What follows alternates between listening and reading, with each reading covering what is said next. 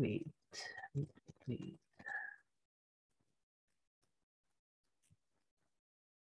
Okay.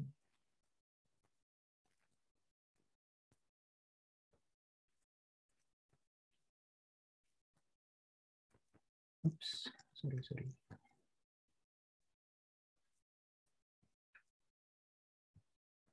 Okay, so hopefully the screen is already appear in your screen now. So previously Power1 have already explained regarding the STEAM system overall design, which consists of the several important parameters like STEAM headers, STEAM headers, STEAM system diagrams, like the pressure ladder diagrams, and also Power1 have explained also regarding the selections of the STEAM parameters, which consists of the piping materials, turbine characteristic, and also the efficiency of the overall systems, as well as the mass and energy balance, for the STEAM systems, And now I will continue. So we'll continue with the part 3, in these sections, which is the designing of the complex STEAM system. Okay, so I will give you several examples of the complex STEAM system, in the real application. So it will, I will give you several examples in the oil and refinery, in the crude palm oil industries, and so on. So I will give you some examples and try to explain the complex systems, in brief. Okay, so for the first one, we have the first examples, which is the more complex system, STEAM system, is given in the figure 5.4. So this one, So in this system, there are actually 4 STEAM levels. So Power1 have already give you the explanations regarding the header, the STEAM header. So which consists in this case divided into 3. Let me activate my pen first. Okay. So we have the high pressure steam header. So we have also the medium pressure. MP1. So the medium pressure is 1 steam header, and we have the MP2 steam header, still the medium pressures, and the lower or low pressure. So this type of the steam headers is actually can handle different interval or different range of the pressure. So different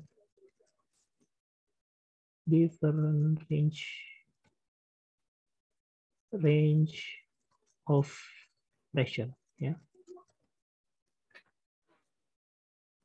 Okay, so if you have a look through the reference, so there is actually each reference commonly reported, the range intervals of the pressure, for each type of the steam header, but I maybe give you one examples, so for the LP, we have the MP, and also we have the HP. So for this type of the steam header, it will give you specific specific range of the temperature and also the pressure. So for the low pressures of the steam headers, commonly it can actually achieve the maximum temperature. So this one is, I put it the maximum temperature to 200 degrees C. For the medium pressure steam header, commonly can achieve around 250 degrees C, while for the high pressure steam header, it can actually achieve until 400 to 500 degrees C. While for the pressure, for the low pressures, commonly low pressure steam header, it can actually achieve until around 5 bar. And for the medium pressures, it's actually from 5 to around 17 bar, or maybe some of the reference reported until 20 bar. While for the high pressures, it can actually goes through the around 100 bar. But again, different reference. Sometimes it will reported different maximum temperature and pressures. But in this case, the main message is for the each type of the steam header can actually handle different range of the pressure. So in this case, we have the pressure, the specific pressures and also temperature for each type of the steam header. For the high pressures, in this case, is actually 40 bar with the temperature of the 400 degrees C, and also have the specific enthalpy of the 3,200 kilojoule per kilogram. And for the medium pressure one, 14 bar 250 degrees C and 2,900 kilojoule per kilogram. Yeah. And for the MP2 steam header, it has 200 and 2,800, while for the low pressure steam header have 2 bar, yeah, and temperatures of 120 degrees C. Yeah. Okay, so in general, the steam header in this case, yeah, as maybe mentioned by Pak Wawan as well, yeah. So the roles of the steam header in the steam generations process is actually to deliver the steam, yeah, in as high level of the quality, yeah, as possible to general areas where the steam is actually needed in the process, yeah. Or we can say in other words that the steam header is actually used to receive steam from one or more boilers, yeah, maximums commonly around 8 to 10 boilers, yeah, and hold it under pressure, yeah, and other utilities will accept the steams, yeah, or the stored steam on demand, yeah, based on the demands that is actually needed, yeah, for each utilities, yeah. Okay, so there's actually important things is actually the pressure difference, yeah. The pressure difference between the steam headers and also we call it the individual heating circuits, yeah, is used to driving force, yeah, to transfer the steam from boiler to header, or from header to header, yeah, another header, or from the header to other utilities, yeah. So there will be kind of the pressure difference, yeah, in this case act as the driving force, yeah. And it can actually transfer the steam from boiler to header, yeah, or header to another header, or from header to utilities, yeah. So it depends on the demands, yeah, of the each utilities. Okay, so in this case also, yeah, the low pressure steam, medium pressure steam header, and also the high pressure steam header is actually used based on the process, yeah, or the other heat load or the heating equipments that is actually constructed in the process, yeah. Okay, so if we have a look through this slide, yeah, so we can see that it's actually very complex, yeah. So let me move it to this one first. Okay, so it's actually very complex, yeah. So where in this case the steam conditions in the header is, yeah, we can say that the steam conditions in the header is actually superheated, yeah. I think Pak Wawan also have already mentioned, yeah. So the steam conditions in the header must be superheated to prevent the corrosions and condensations, yeah. And the steam conditions at the inlet, yeah, and the outlet from the header is assumed to be similar with the conditions in the header itself, yeah. So in this case, we can have a look, yeah. So there is actually 4 different header, yeah, steam header. So we see in here 680 psi absolute, or we can, I think, adjust it to 40 bar, yeah. And we have 215 psia, yeah, or 12 bar, yeah, I think it's 12 bar, yeah, 14 bar. And this one 170 psia, which is actually 8 bar, and 37 psia, yeah, which is actually 2 bar. Okay. How we can actually determine the pressures and also the temperature at each header, yeah. So I think based on the design or based on the system design of the steam header, yeah, that is maybe also explained by Pak Wawan, yeah. So we need to also consider several parameters, yeah, like the turbine characteristics, yeah, target temperature. So in order to define, so I will write down in here, yeah, if it's not actually given from Pak Wawan. So in order to define the pressure and also the temperature in the steam header, yeah. So we need to consider several important parameters, yeah, like turbine characteristic,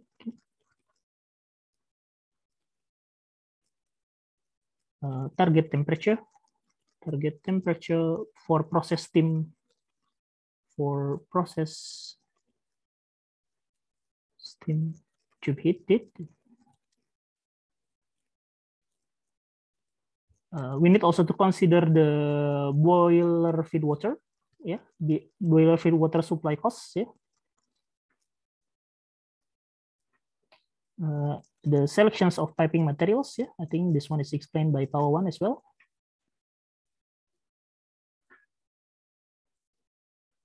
And the last one is actually the most important one, is actually thermal efficiency of the overall process. Yeah.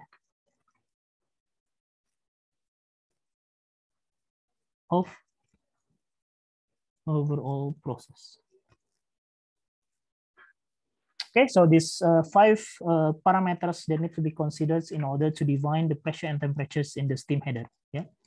So based in this case, so we can have a look, yeah, through here that the most practical and cost-effective investment, yeah, for the boiler is thrift to only, it's actually the less units of the boilers, it will actually make the cost more effective, yeah. So if we have only one boilers with the high pressures, if it's actually enough, yeah, to supply to all of the other equipments, yeah, or other utilities in the system, it will be actually very effective, yeah, or very good to practical ways. But in case the utilities demands is actually very high, so we need to adjust, yeah, the numbers of the boilers needed, yeah, and also we need to construct the system, yeah, the steam system, the complex steam system, in order to facilitate all of the demands, yeah, from the utilities. Okay, so based on this, we can have a look, yeah. So we have the boiler HP1, yeah, in here. Boiler HP2 with the high pressure, yeah, high pressure steam header, and also we have the boiler medium pressure, yeah. So in this case also we have yeah, for the steam is actually used for turbine, yeah, in this case, yeah. So for generating the turbine, which is actually the compressors and also pump, some of the will be lost, yeah, in this case, and some of them of the high pressure steams will be also blow down, yeah. So what is the aims of the boiler blow down in this case? Anyone knows? So why we need to do a blow down process?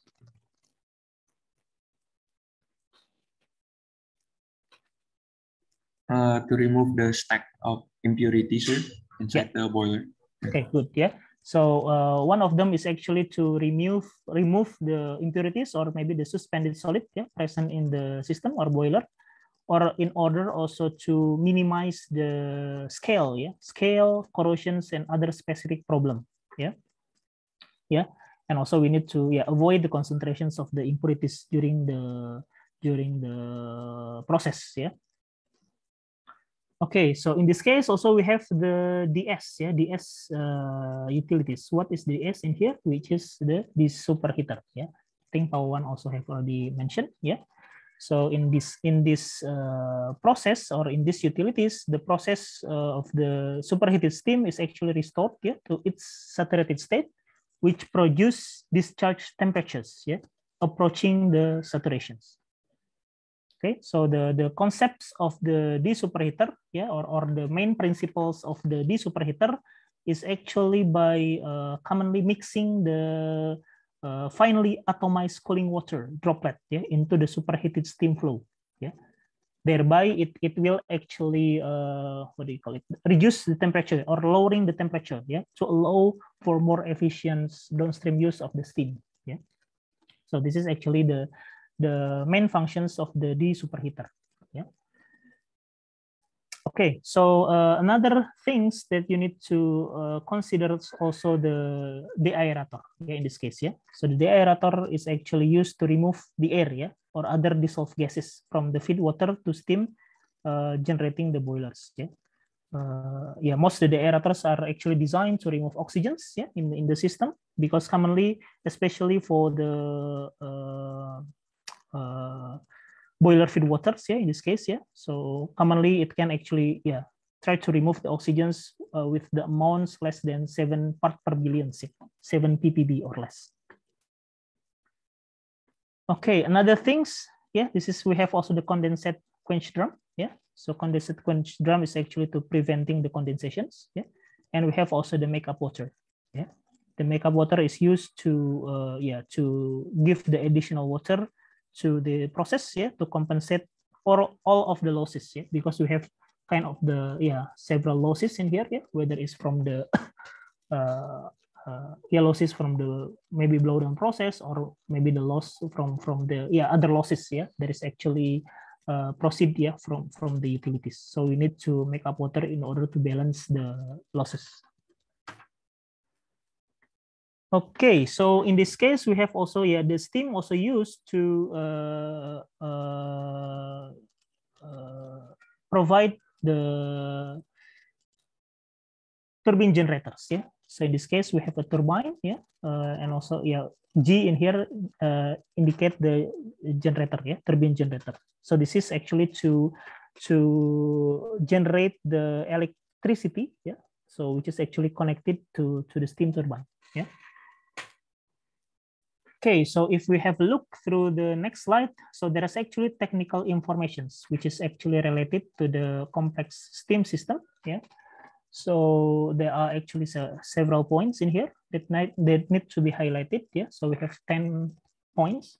So the first one is some values of the steam or water flow rates were presented in the steam diagrams. Yeah, so this is actually the values provided in here is actually the mass flow rate. Yeah, so it's actually in ton per hour. Yeah. So the one which is actually attributed with the xi, we have x2, x3, x5, x13 is actually the values which is not given. So we can actually solve and get all of the ungiven values, by solving the mass balance of the steam. Yeah. Okay, so this one is the unknown steam and water flow rates are written in unit xi, as I mentioned before. So these values must be calculated from the steam balance. And two main boilers are actually operated at 40 bars. Yeah, so we have this one. Yeah, so rated at 40 bars. Yeah, the boiler HP1 and HP2. Yeah, which the blowdown rate of equals to 15% of the steam produced. Yeah, and the blowdown water is flashed to reduce mass and energy losses. Yeah, and the vapor fractions formed from these expansions can actually be calculated from the mass and energy balance. Yeah. And the flash drum pressures is assumed to equal to the main steam pipe of the pressures of the two bar. So where the XG is inserted into the steam line. Yeah. And the next point that needs to be pay attention is the turbine data is actually given directly in the steam flow rate. Yeah. So the calculations must be much more simple. Yeah. And the next one is steam for the boiler atomizer, used to assist the combustion system. We can actually adjust it as the 1.6% of the boiler capacity. Yeah. So in order to calculate this percentage, so again, so it depends on the demands of the utilities. Yeah. So we need to optimize the percentage as a functions of the boiler capacity. Yeah. And the amount of steam for turbine driving boiler feed water pump and makeup water is proportional to boiler capacity. So in this case, we have X3 equals to 7% X12, where the X6 equals to 1.47% of the amount of the makeup water. Yeah. And the amount of the steam turbine driving blower is proportional to the boiler capacity, where X7 is equals to 8%, which is the boiler one capacity. Yeah. And the steam entering the process is considered as a loss. Yeah.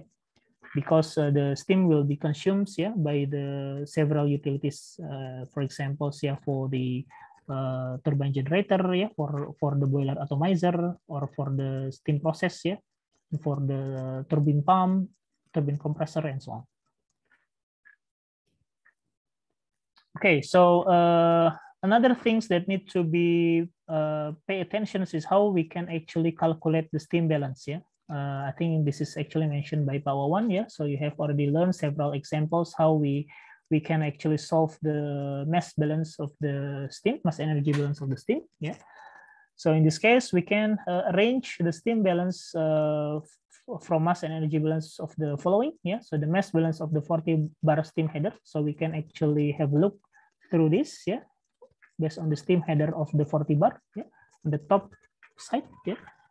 And the second one, we can actually mass energy balance of the D superheater. Yeah, so the D superheater can be also we can actually solve the mass balance of the D superheater. So later on, we can actually define what is the X1, X14, and X4. Yeah. And the mass balance of the turbo generator, yeah, turbo generator in here, which can actually provide the values of the X5.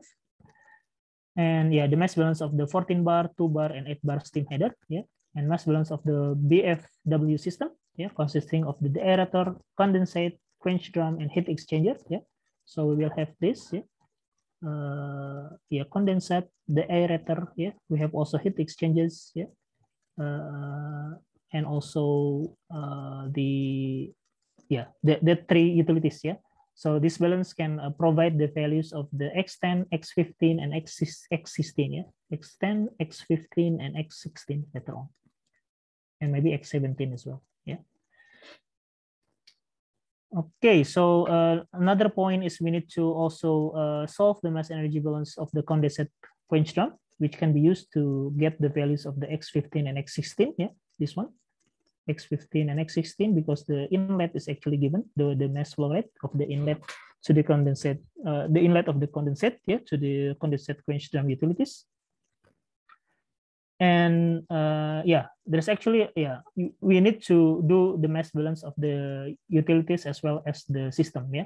So the systems, usually we have to have a look to the perspective of the steam header, yeah. Okay, another, the final one is actually, we can actually calculate the total mass balance for determining the amount of the makeup water, which is actually the amount of the lost water steam subtracted by the amount of imported steam from the medium pressure boiler, and also from the condensate water. Yeah. Okay, another example is in the CPO productions, yeah, or the crude palm oil productions. Yeah. In this case, the example is from the plant in Rejosari, yeah, or in Lampung, yeah. The steam from the boiler is used to produce the electricity, yeah. So this is kind of the block, maybe the block flow diagram, yeah, the simple block flow diagrams that is actually represented the steam system in the CPO productions in Rejosari, Lampung, yeah. Okay, so in this case, we have the boilers, yeah, which actually produce the steam with the pressures of the 19 bar and 270 degrees C, yeah. Some of the steams is actually used for the turbine generators to generate the electricity around 800 kilowatts, yeah. And from here, it actually produces the steam, yeah, which have the pressures of 4.5 kilogram per centimeter square and temperatures of 180 degrees C. And this steam is actually used for several processes, yeah. For example, steam for heating, storage tank, boiling, clarifier stations. Anyone knows what is the clarifier stations is used to in the CPO plants?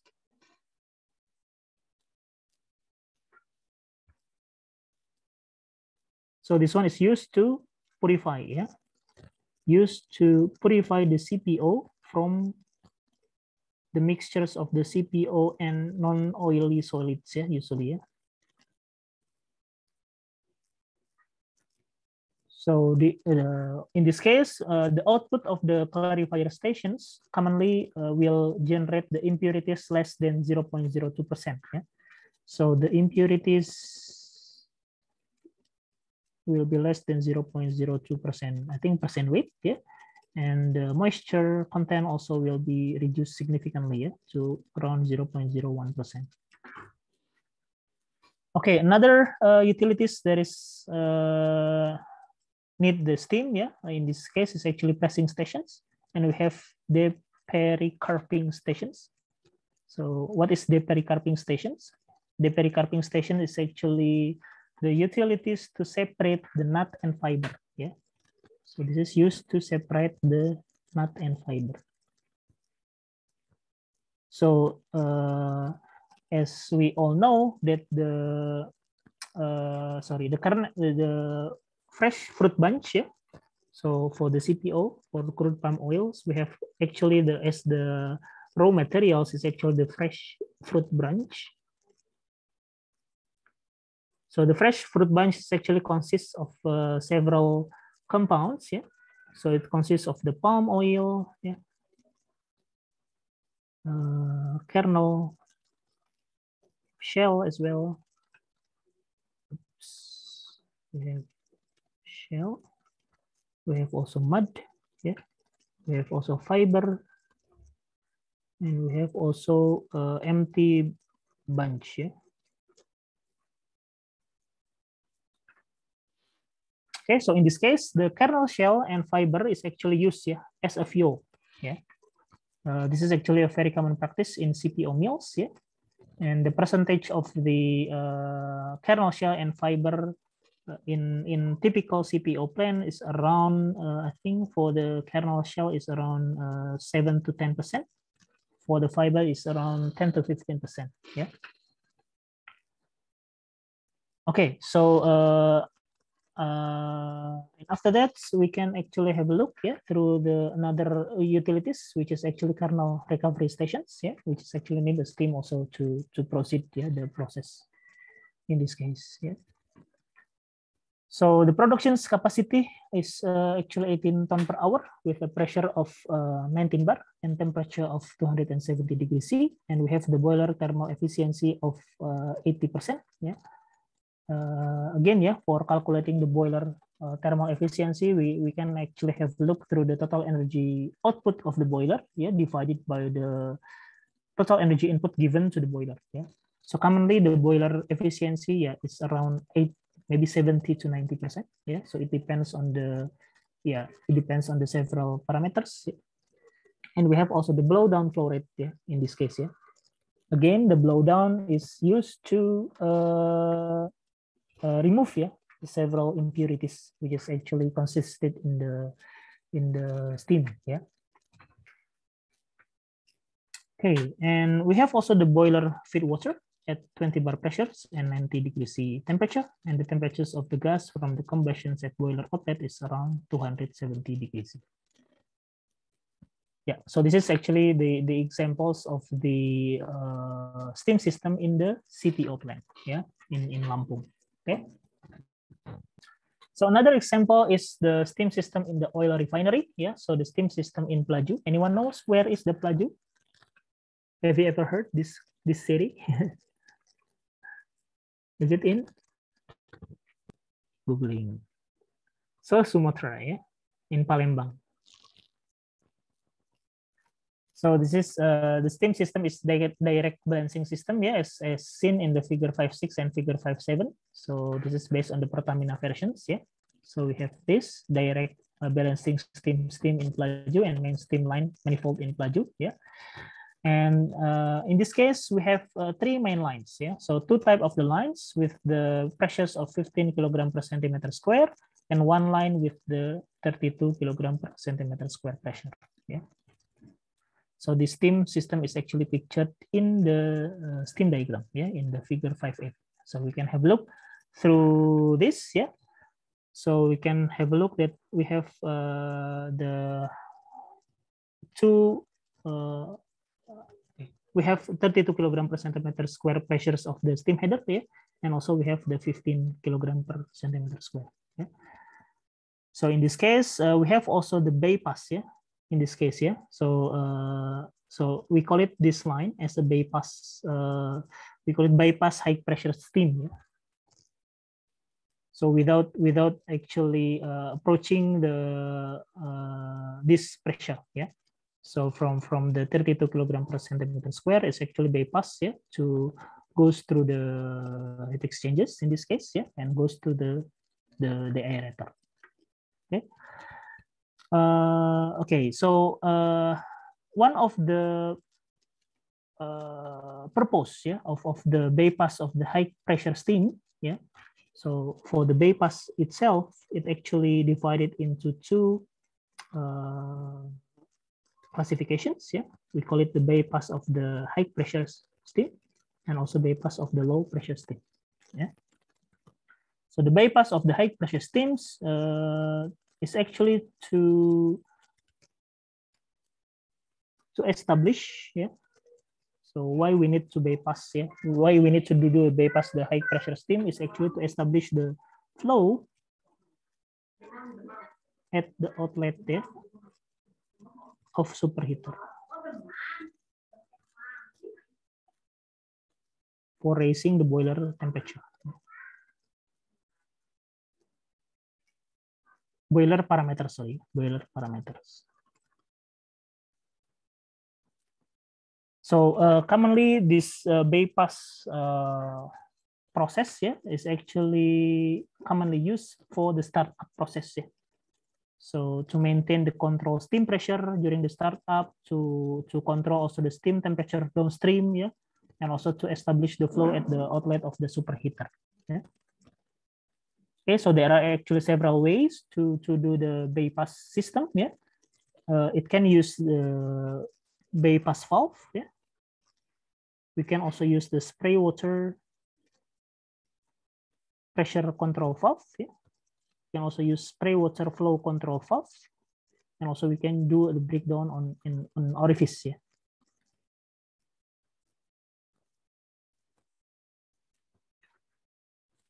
Okay, so there are actually several advantages of using the bypass system.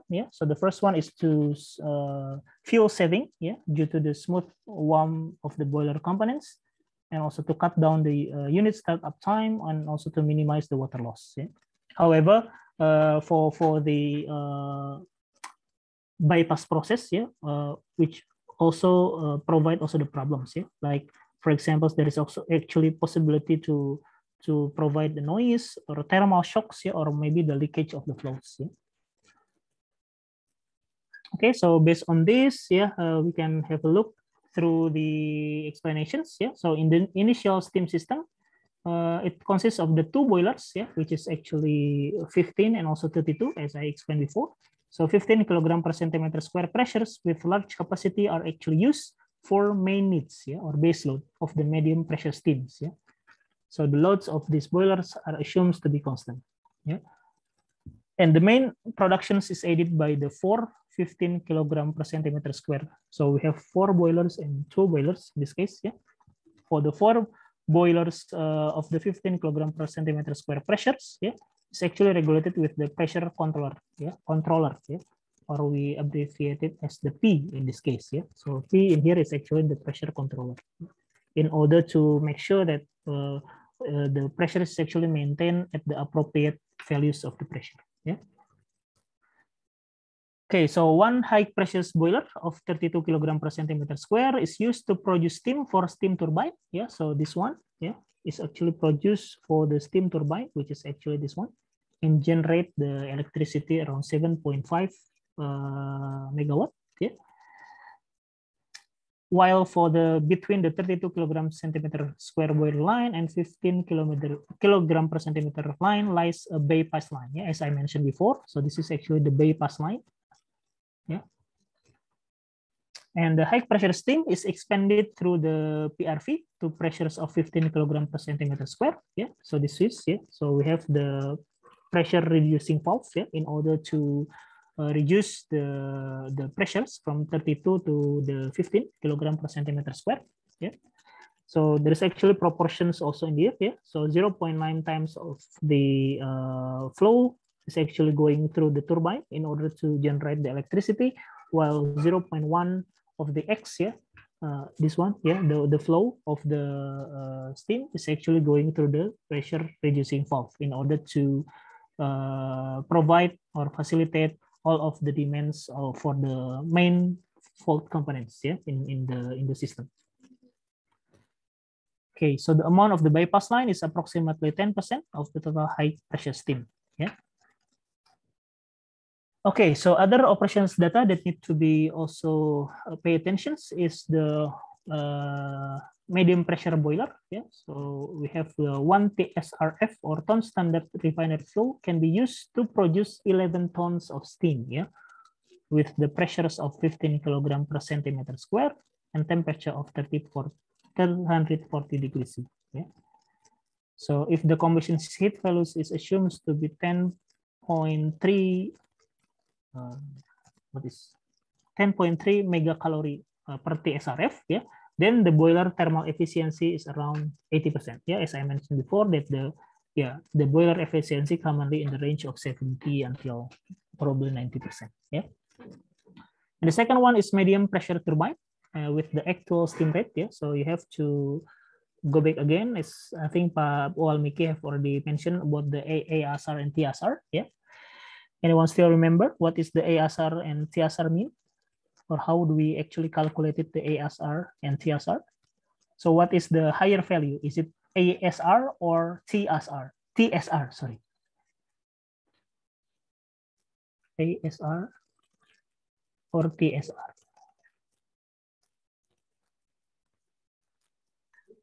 TSR is higher, if I'm not mistaken, sir. TSR is higher? Yes, I think. Are you sure? So the efficiency, go back again, yeah, to Pak Miki lectures, yeah. What is ASR is higher, sir. So Oh my God. TSR divided by SR, yeah. Yes, sir. Okay. So the efficiency maximum is 100%, then the ASR must be higher, yeah. So the ASR must be higher than the TSR, yeah. Okay. So in this case, if the turbine inlet steam is 15 kilogram per centimeter square pressure and the temperature of 350 degrees C temperature, and the condenser pressure is around 27-inch hydrargyrum, yeah, vacuum, then the turbine efficiency is approximately around 36%. Okay, so there's actually a way to calculate the turbine efficiency, yeah, and also the boiler efficiency, yeah, that need to be also considered to construct the steam system, yeah, especially for the complex system in one of them in oil refinery. Okay, another example is the steam system in oil refinery in different places. Yeah, so we have the steam system in the Grong. Yeah, so the Grong River is actually an indirect offsetting system. Yeah, so yeah, I'll try to have a look through this terminology. Yeah, so maybe later on Pak Miki will explain. Yeah, so because I just heard this terminology. Yeah, so. Just for the inconvenience, because I cannot explain in detail what does this actually means. Yeah, maybe I'll try to ask Pak Miki later on. Yeah, and the second one is with indirect offsetting. The steam system has extraction turbine, yeah, and also back pressure turbine. Yeah, so the type of the turbine commonly divided into in general commonly divided into three. Yeah. For the turbine, so we have actually, we call it the back pressure turbine. We have also the we call it extraction turbine, yeah, as mentioned in the text. And the last one we have also, we call it the condensing turbine, yeah. Or in abbreviations, usually it call it as the BPU, yeah, or back pressure unit turbine. This one is actually the EU, and this one is the CU. Yeah. Okay, so in this case, we have also a steam is actually provided from 12 small boilers and 3 medium boilers. Yeah. So I will have a look through the diagrams later on. Yeah. And the medium boilers is used to fulfill the base load, yeah, or the main load requirements in the system, yeah. Where the small boilers are used for load fluctuations, yeah. So in order to prevent the fluctuations, yeah, the small boilers will be also used, yeah, in order to prevent the fluctuations and maintain the balance, yeah. In this case, also the system has 2 stages of the steam headers, yeah, consisting of 350 psi gauge with the temperatures of 680 degrees Fahrenheit, and we have 125 psi gauge with the temperatures of 500 degrees Fahrenheit.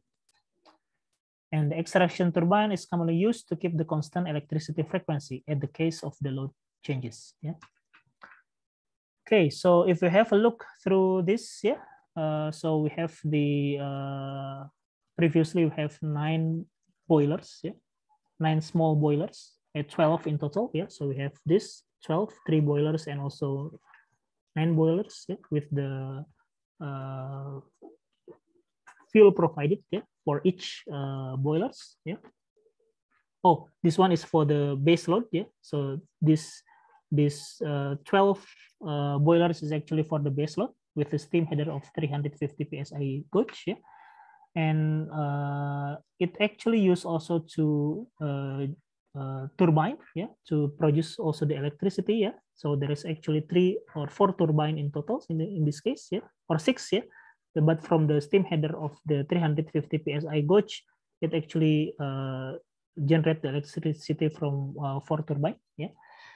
There is also the pressure reducing valve in this case, yeah, in order to reduce the steam headers of the high pressures to the medium pressures, yeah, or from the medium to the lower pressures in this case, yeah.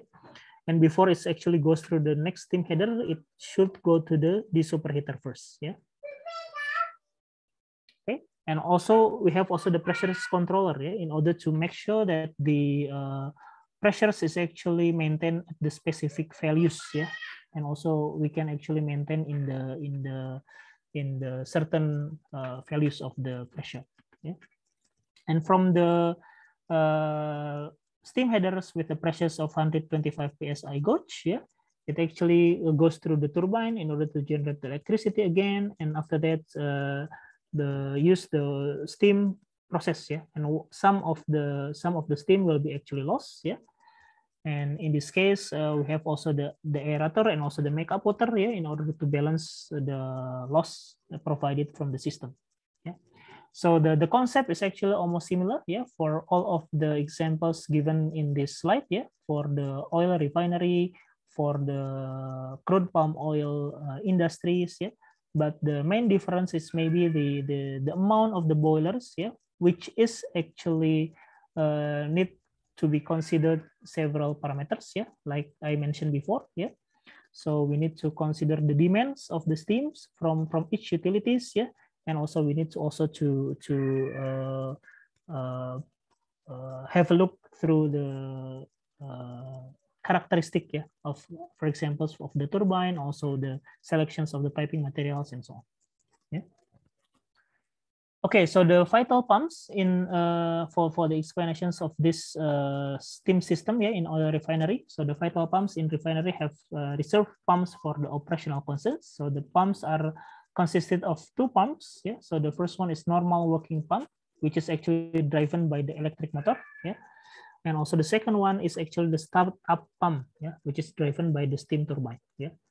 So usually for starting the process, yeah, we need actually the startup, yeah. So in the startup, we need the startup pump, which is actually driven by the steam turbine in this case, yeah. And the transitions from the turbine pump to the electric pump, yeah, in the startup process or emergency situations causes change in the turbo generator electric load, yeah, or in process steam load. So there is actually possibility, yeah, to get a transitions from the turbine pump to electric pump, especially in the startup process, or maybe in case of emergency, if, for example, there is actually a trouble, yeah, there is a trouble in turbine pump, then we need to switch, yeah, switch to the electric pump. Then, yeah, we need to construct this kind of the system, yeah, for the backup in order to maintain the process smoothly. Okay. Okay, so this is another steam diagram of the load balancing. Yeah, so I think Pak Wawan also have mentions regarding this. Yeah, especially when you calculate the mass and energy balance of the steams. Yeah, for each utilities in the system. Yeah. So based on this, there are several points that need to be highlighted. Yeah. So in this case, the change of the operation method from pump turbine to the pump electric, yeah, as I mentioned before, at the startup or in case of the emergency, resulted in change in the electrical load, yeah, of the turbo generator. So in this case, yeah, the load or the demands of the electrical of the turbo generators and change in the steam load of the process will be affected, yeah, if there is actually a transitions or the switch, yeah, from the pump turbine to the pump electric. Yeah. And in this case, the total electrical load of the 4 electric pumps can reach 500 HP or around 375 kilowatts. Yeah, and the total process of the steam load at pressures of 125 psi gauge for the turbine pump inside the refinery can be up to 25,000 pound per hour. Yeah. Okay, so the transfer of the turbine pump to the electric pump is carried out by using, I think, this step, yeah, the overlapping these two steps, yeah. So the electric pump in this case is actually run while the turbine pump is still in the operations, yeah. And the steam demand goes up and total steam demand goes up as well, yeah. Or the second one is the turbine pump is actually stopped, yeah, and the process steam requirement around 125 psig decrease, and the total steam requirements also decrease, yeah. So when there is actually a transitions, yeah, from the turbine pump to the electric pump, then it will actually affect again, yeah, it will affect the electric load of the turbo generator and also the steam load of the process, yeah. And in this case, the steams also needs 125 psi gauge, which can be met from the stream, yeah, from the head steam of the 350 psi gauge by using this, yeah, expansions via pressure reducing valve or PRV, yeah, and the superheater, yeah. So in order to get this kind of the pressure, so we can get it from the much higher steam header, yeah. Or we can actually use the extraction turbine, yeah, in order to get the steam needs for the 125 psi gauge steam header, yeah. So unless the flexibility of the extraction turbine has been exhausted, then the use of the PRV-S and the superheated is actually always avoided, yeah. And provisions of the low pressure steam by means of expansions of the high pressure steam through PRV result is in work losses, yeah. So again, yeah, so there is actually several ways to get the lower steam head steam temperature, steam head pressure, yeah. So by expansions via pressure reducing valve on the superheater and also from the extraction turbine, yeah. Okay, so these two approach, yeah, is actually commonly used in industrial application, yeah. Okay, I think that's it for the explanations of some of the examples in the complex steam system, yeah, in some of the plants, yeah. Regarding the oil refinery, yeah, some of the examples, there is 2 oil refineries from the Plajo and also from the Grong River, yeah, Grong River. And also I have already explained regarding the steam complex system in the CPO, the crude palm oil, yeah. Yeah, hopefully it will give you some insight, yeah, regarding the how is actually the constructions of the complex steam system, yeah, in order to facilitate, yeah, the process in order to work in smooth, yeah, during the plant processes. Okay, so just for your informations that tomorrow there will be tomorrow, yeah, on Thursday there will be the UM2, yeah, mid exam module exam 2, yeah. I think hopefully Power One already also give you an announcement, yeah. So it's starting from 3 until 5, yeah. So in the class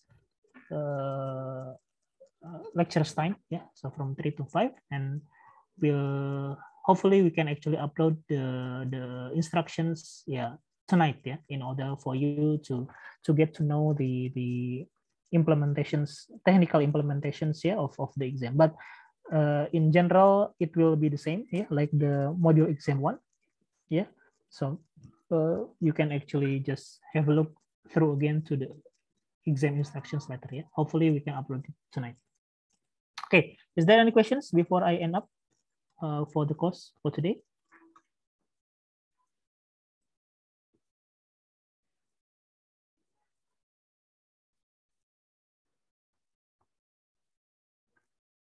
Okay, so if there is no questions, then I will end up this course. And I think this slide also are already uploaded, yeah, in the EduNext, yeah.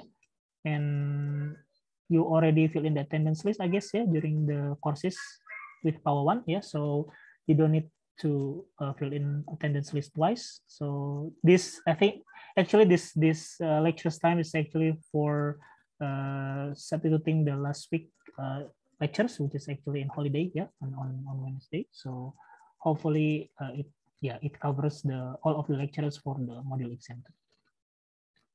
Okay, so if there is no questions, then I will end up this course. Thank you very much for your kind attentions, and we'll see you again tomorrow during the exam. Yeah, so good luck and prepare the exam, and yeah, good luck for the exam for tomorrow. Okay, see you. Bye-bye. Thank you, sir. Thank you very much, Bye. sir. Problems.